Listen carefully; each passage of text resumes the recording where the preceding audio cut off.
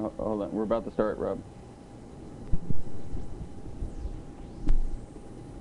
Hi, and welcome to the SEO podcast, Unknown Secrets of Internet Marketing. My name is Chris Burris, owner of eWebStyle. Charles Lewis, your Internet Marketing Specialist. Welcome back to another fun-filled edition of our podcast. This is podcast number 198. Our previous podcast was 197, if you're doing the math. And our tip from our previous podcast was make sure your content is original, valuable, and serves a purpose. Yeah, you definitely want to make sure that whatever content you're putting out, whether it's text content, whether it's video content, whether it's infographic content, whatever it is, make sure it's original, meaning you came up with it, and valuable, meaning that it actually has some substance. People want to use it and serves a purpose. Does it give instruction? Does it provide information?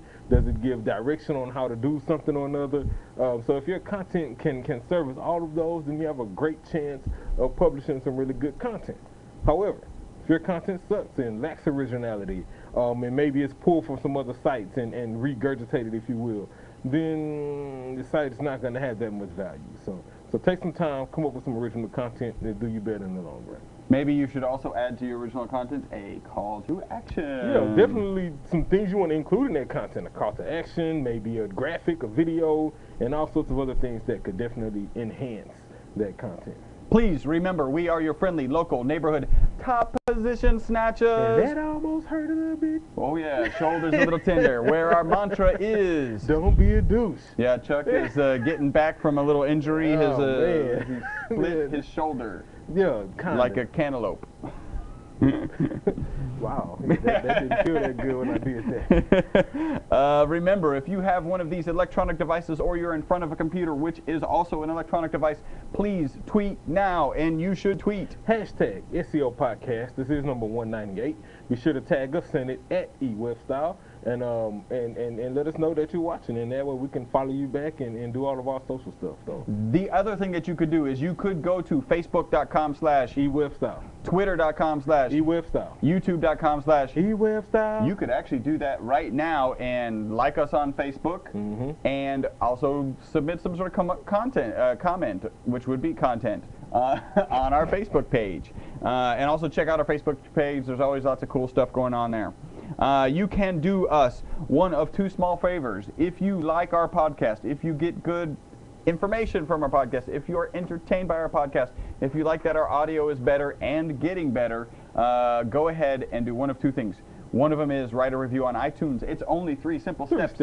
Go onto iTunes, create an account, write a review, boom, boom, boom. And if you so choose, go ahead and send us an email, podcast@e-webstyle.com. And let us know that you wrote an iTunes review. Make sure you do that if you're in a country other than the U.S., because in order for me to see that review, I actually have to set my iTunes to that country, which makes perfect sense and sucks. The other thing that you could do for us, you could write us a G Plus Local review. Yes, the easy way to get to our G Plus Local account and write a Google review is to go to e-webstyle.com/G Plus or Google Plus. Either way you want to do it, either plus spelled out or plus with the symbol. They both take you to our plus page. So hit us up, leave us a review. And we've got actually one plus G one. That's why you're there. Yeah, and plus one is why you're there. We've got a G Plus review here today that we'll be reading. And finally, remember, we do have a referral program. Send us an SEO client, and we will compensate you. Excuse me. Here we got a review, the G Plus review, the aforementioned G Plus review I was just talking about, which is what aforementions mean, so I don't know why I said it again. This is from Rafi Jamgachian. It says, quality, look, I think I'm actually saying that right. I know, it was just like a jam I got you in. Jam got you in. Like you got in That's the jam. a great name. Yeah, you should be a DJ. That's awesome. My name DJ Jam I got you in. Yeah, that's awesome. He's good with the ladies. Quality excellence. Great show, even better after they worked out the audio problems, but the content has always been excellent and the hosts are entertaining. I run a small IT company in a competitive market, and their suggestions have done more for my rankings than any of the paid internet marketers that he's hired. We also do web design, and that's what's up. Yeah, that's what's up. We also do web design, and the pointers allow us to provide some SEO light support to small businesses that cannot afford a full-blown SEO company, and at the very least we can set up their sites the right way so that in the future they can engage with an SEO company without having to do a total rewrite. Keep up the great work. Patif to you both. Rafi Jamgachian. Man, yeah, DJ Jamgachian, man. Appreciate your support and the review. And thank you, man. I'm glad that we were able to provide some tips that you can use for your company and for some of the others you assist. So kudos for that. All right. That's what's up. Quick little pieces of news. The State Department pays $630,000 for Facebook likes. Yeah. Yeah, I saw that. They were, each of 4 pages, they were able to increase from about 100,000 fans to 2 million. So that's a lot. One of the things that they said is they're only getting about 2% engagement, so that would be likes after they've been fanned. No. Or because they pay comments likes. or whatever. Yeah. You know, anytime you buy a like, then you're gonna lack engagement. So 2% is not bad. You think about 2 million visitors, right? So 200,000, that's 2,000, so that's 20,000 interactions. Yeah. Per week. But then I'm just looking at it from the perspective of a dollar amount. Yeah. So, you know, is that at $600,000, that was the cost, right? Yeah. That breaks down to what, about $2 an interaction? Per interaction, yeah, you're something like that. Well, in a week. In 1 week. Remember? So okay. that's probably okay. In a week, it. it's probably not that bad. Yeah. Worth it for a company that has a profit model. All right. Alta Vista is closing on July 8th. Speaking of a company that used to have a profit model, yeah, they're still open, and apparently Yahoo is closing them down on July 8th. That used to be if you guys, for those kids out there who've never heard of Alta Vista, it once was the most popular search engine on the planet. Yep. And now we're like Alta Vista, what? Yeah, like they're still open. Like Alta Vista, like Hasta la Vista. Yeah. I couldn't put it, but I was trying to go with that. AltaVista.com. Yeah, baby. That would have been great. They would have survived if they had just gotten Arnold Schwarzenegger as a spokesperson. Doug Engelbert. Okay. Father of the mouse. Died, didn't he? Died, yeah. Yeah, rest in peace, man. At 88. Thank you for the mouse, because otherwise we would still be typing. Well, he died when everything's transitioning to touchscreen. Yeah. Are you suggesting we're killing him? No, I'm just the saying iPad killed Doug Engelbert. That should be the headline. They'd get a few more reads. All right, we have a couple questions. Yeah. You want me to read one of these? I'll read one of go. these. Here we go. This is from Eric Moyer, MoyerMovies.com. He just discovered our podcast, and he was hoping we could help him make a decision. He's a filmmaker with some credits on IMDb and a couple films in the works. And I have a filmmaking book coming out this year called Movie Making Eric. I registered MovieMakingEric.com, and I'm working on a website to launch with the book. I also own EricMoyer.com. That site is live, but I haven't done anything with it in a long time. Boo. I plan on monetizing my site with AdSense and affiliates. Boo. Would it be best to keep the two sites separate, or should I point one of them to the other? Which means they would be separate. Oh, you mean totally separate? Okay. And which one would you suggest being the one that acts as a home? The URL with my book's name or the URL with my name? Thanks for the informative podcast. First, Eric. Punch in the face for sending us an email. We really appreciate that. MoyerMovies.com. And second, I think it just depends. The one that's EricMoyer.com, I would probably use as more as your base, more as a marketing tool for you, because you probably do some things other than just movies. And so I would use that in that retrospect. But in regards to your movie making, then I would use that site. What was it? MovieMakingEric.com. Yep. And that's the one, if I was going to do AdSense, which I wouldn't, but if I was, I would put them on that site, away from your EricMoyer.com site. Our affiliates would go to that site as well. Our products and things of that nature that revolve around the making of movies, since that's the keyword that's in that domain name, I would put on that site. And the purpose of the book. Yeah. And the purpose of the book and everything would definitely go on that site. The EricMoyer.com, keep it clean, keep it simple, use it to brand yourself. Man, I was hoping you were going to say something I could argue with. Yeah. All right, next, this is Mr. 5-Star UK Podcast. Hello, Chris and Chuck. This is for web design from Rob. I love your podcast, and I finally listened to them all. Wow. And gained, probably he skipped 180 or 185, whatever that was, and gained many valuable insights into SEO, web design, and internet marketing in general. So much so that I can now offer some basic SEO services to my clients. Great when your clients need higher end services, send them our direction, and we'll continue to pay you. My question is, my website is webdesign-engine.co.uk, and it currently ranks on page 1 for Web Design Chesterfield, SEO Chesterfield, and Web Design and SEO Chesterfield. Good job. Yeah, great job. My business partner, Jeff Guest, we've both left you reviews on iTunes, and you've already read his out loud, have been grappling with how to optimize for other areas, for example, Web Design Sheffield. Do we need a microsite with an existing website so a Sheffield visitor only sees the Sheffield version?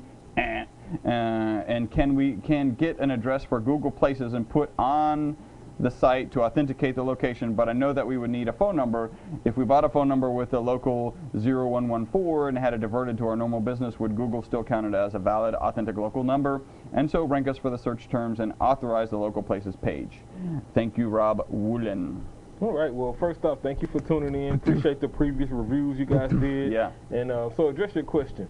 One, ranking for multiple terms in one area is already a task. And so great job at accomplishing Absolutely. that. The way to, and in regards to creating a microsite, that's not the route you want to go. What you do want to do is update your content. Basically, you want to go in and really work on your on-page stuff. You may want to create some town-based content that theme around those keywords that you're targeting and have that content on the same site. Of course, make it different from the content you're ranking for. Either that, or depending on your demographic, how large this area is, you could probably do some small changes like adding those areas to your titles and other areas on your site. And so that way that text is visible. In regards to the Google Places, that will definitely help. And the phone number, as long as it's a local phone number for that area, Google doesn't care where that number is being forwarded to. As long as the number itself is active and area code is for that area, then you should be good. And they can send the PIN code to you for confirmation. Exactly. And so, yeah, I would do that. I wouldn't invest in any microsites or anything like that. Not to, you said embed in that site. I'm not quite sure what you meant by that. Because a microsite essentially is a whole nother site. Right. And so that may be the way to go, depending on how much competition you have. Yeah. So just for kind of definition clarity, microsite to us typically means a smaller site. version of a site. And so you may be talking about maybe just having a folder focused on Sheffield, or maybe using a subdomain. Maybe that's what you're talking about. And that if that's the case, that could work. That could work. I would say try Sheffield. Just get the name Sheffield in your content to begin with. This also depends on how many areas you're going after. Exactly. If you still struggle with that, then yes, make what we're assuming your version of a microsite is, and maybe make a Sheffield section where you talk about nuances of working in the Sheffield industry and your inbound link building strategy incorporates Sheffield, and also your content incorporates Sheffield, and whatever areas you may be going after. You will be able to piggyback your content because you're getting credibility from your web pages that SEO Chesterfield's doing well for. So that when you link that to Sheffield, that's going to have some very good value. So you should be able to do well. Hopefully that was clear. Yeah, I would create those other pages. For example, Web Design Sheffield would be one of those pages. And then on that Web Design Chesterfield page, maybe somewhere at the bottom of that content, we also service Sheffield as a text link to, guess what, Web Design Sheffield page, where there's all your Web Design Sheffield content, and a link coming from a page that already ranks first page. And so I would try to take that route.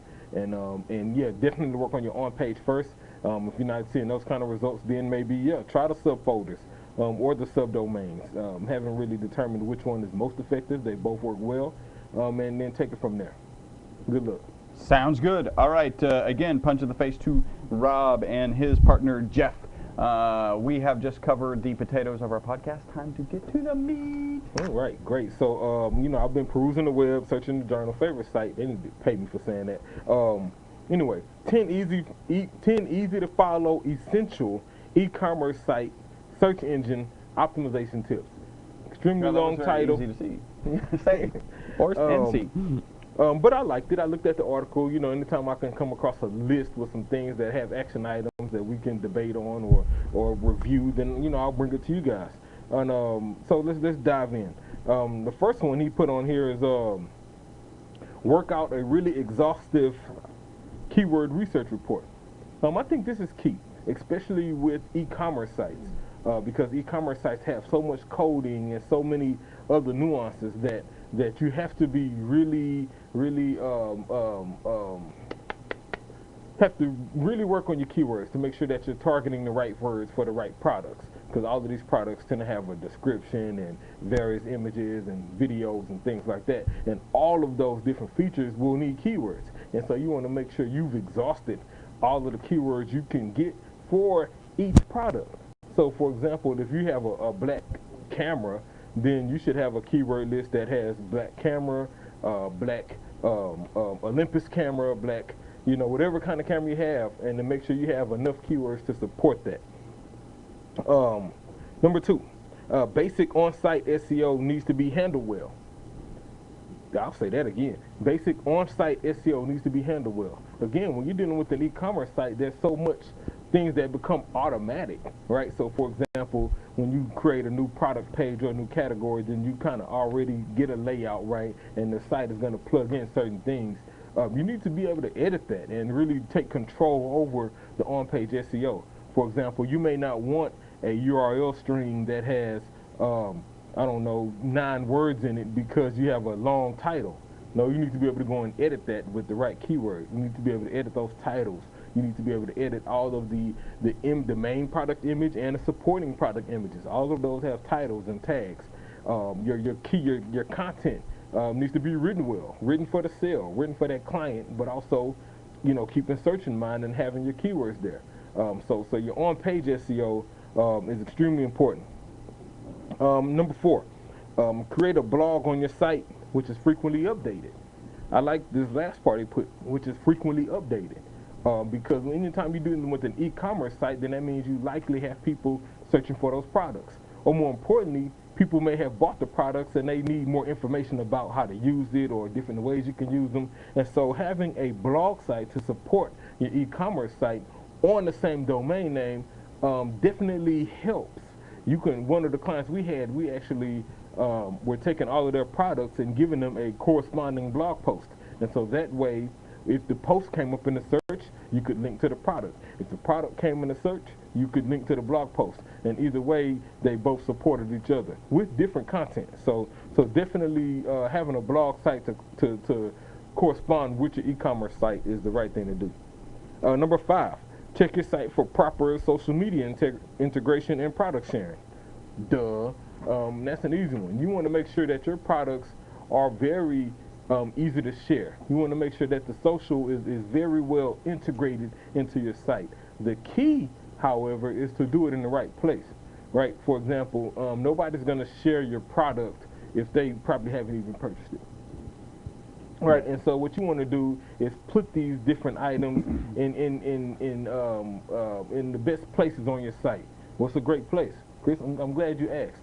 On a checkout page, it's a great place to put a share this product button, because this is somebody who went through your process. They purchased it. They at your checkout page. You can even do it on the cart because they like the product enough that it's in the cart. Yeah, definitely give them a share option at that point. They add to cart, or even if a pop-up wanted to share this on Twitter, you know, something like that. I'll tell you what, I liked somebody on Facebook just yesterday. I was in the process of setting up an account somewhere, and it popped up and said, "We're setting up your account. Why don't you like us while you're waiting?" Yeah. It's like, oh, okay.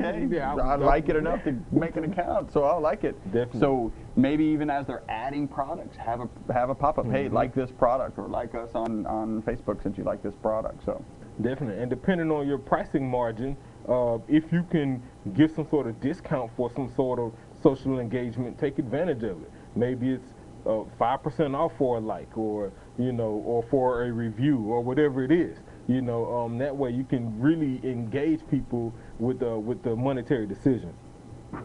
Number 6, respond to your reviews for customer satisfaction and reputation management. I'm just say respond to reviews, period. Yeah. Whether it's for customer service, whether it's to manage your reputation, whether it's for branding, whatever it is, respond to your reviews. Positive reviews, great. Thank them for being a client. Appreciate them. Offer them something free for a referral. Negative reviews, great. Appreciate them. It's just the rinse and repeat, and figure out what their problem was and try to solve it. The key is addressing it publicly. Reviews won't go away, especially bad ones. They won't delete. The only thing you can do is address them and move forward. And if you don't address them, then they tend to stay a little longer. This is how it works. So respond to your reviews. And technically, the faster you do it, the better. Somebody leaves you a negative review on Monday, you should have responded by Monday. Yeah. That way you can probably get them to come back and leave a positive review if you can fix their issue. I can tell you a little story. We were vetting a vendor, and so I typed their name with the word review, and the first 3 pages were little microsites mentioning their name, mentioning the word review, and I'm like, okay, so these guys are hiding something. Mm-hmm. They have worked to push a Everything bad down. review by putting all of this content. In fact, they probably hired a company to do that.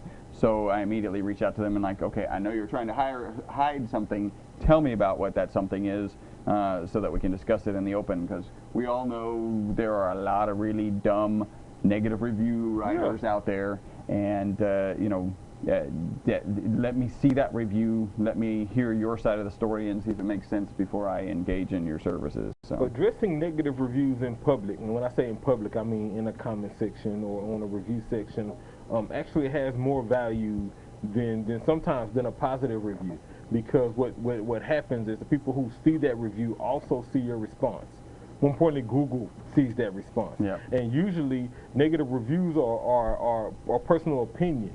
It was too hot in there and blah, blah, blah, and it was noisy. Well, it's a kid restaurant, right? And so if you address those, then people won't just see 2 stars and a long paragraph and skip over it. They'll actually see you responded to by the owner, and then they'll be more interested in how you interact with them. I tell you, one of the first things I go to is negative reviews. To see how it would. And of course, you immediately start weeding them out. So people who are complaining on Amazon. Which ones are legit and which ones are, I mean, I've seen 1-star reviews for products on Amazon because the package arrived late. Yeah. That's just stupid. Yeah, I think we need to teach in high school how to do reviews. How to write a review and to understand what is actually in the control of the of the product versus Amazon. Maybe Amazon deserved a bad review. Maybe UPS deserved a bad review.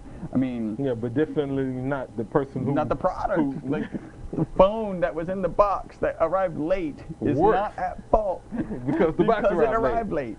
Yeah. Please, people. Yeah. Right. So, but the only way you can catch that is if you respond to those reviews. So respond to your reviews. And don't start your review with, "Come on, stupid." No, what they tell us? Damn. What do?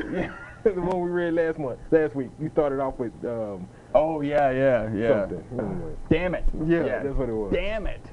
Why are these review writers so stupid? That's not a good way to start your rebuttal that you're hoping will endear people to you and cause them to do business with you. Yeah. Number 7, make your site multi-device optimally designed. He's basically talking about mobile devices, right? Yeah. You want to make sure that your site is functional on these devices. Yeah. So we're talking e-commerce sites, right? So this is one of those situations where a responsive design may work on the e-commerce site, right? There's no need to necessarily create a mobile version, because that's just a huge mobile site. But you may want to design it so that if it's shown on a mobile device like a phone or a tablet, that it reconfigures itself the best way possible. I'll tell you what, though, a mobile version is not as hard as it sounds, right? Because they're all dynamically generated pages. It's true. So it's true.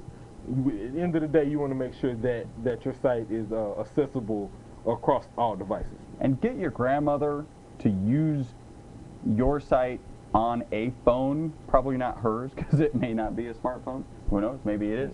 And if she stumbles somewhere, then you know what you need to fix.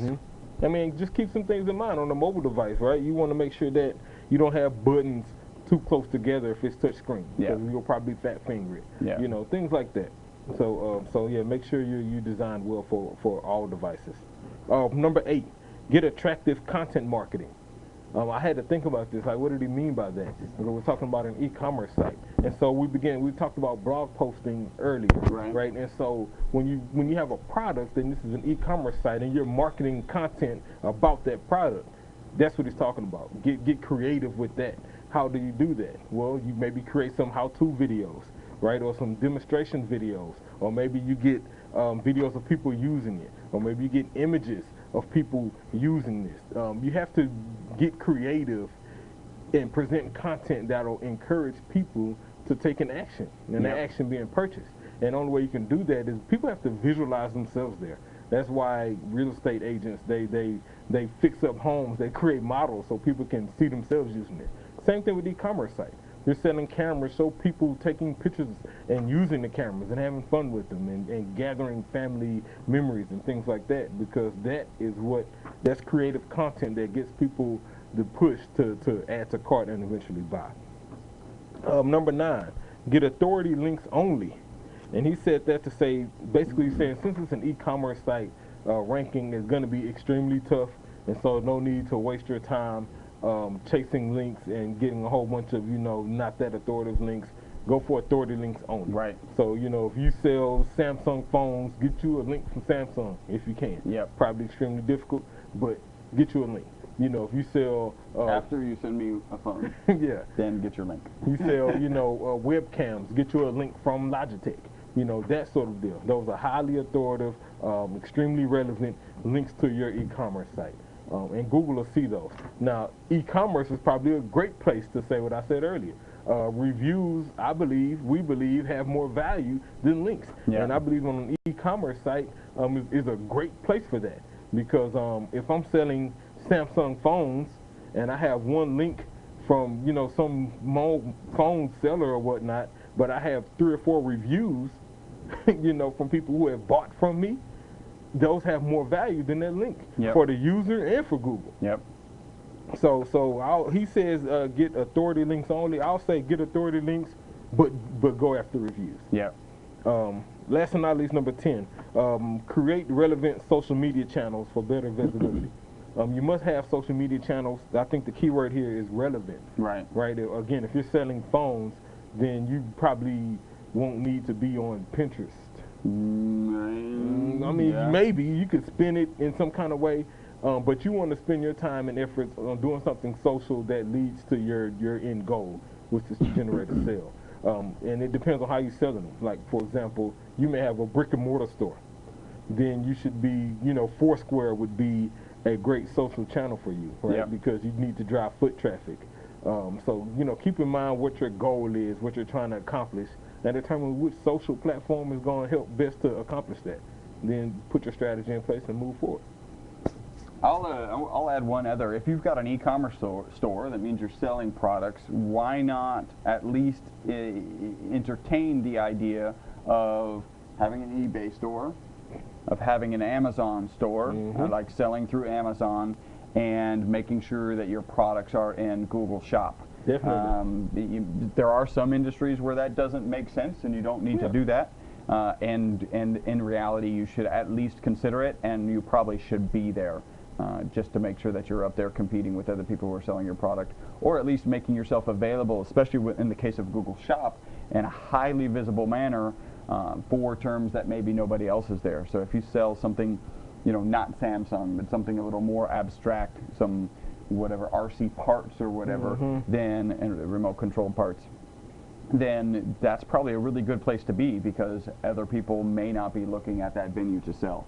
So you definitely want to take advantage of Google Merchant and having your products there, regardless of what you sell, mainly because from a mobile search, when you search for a product, those are they're going to give you local results first, because it's a mobile search, so they're assuming you're looking for a place to go.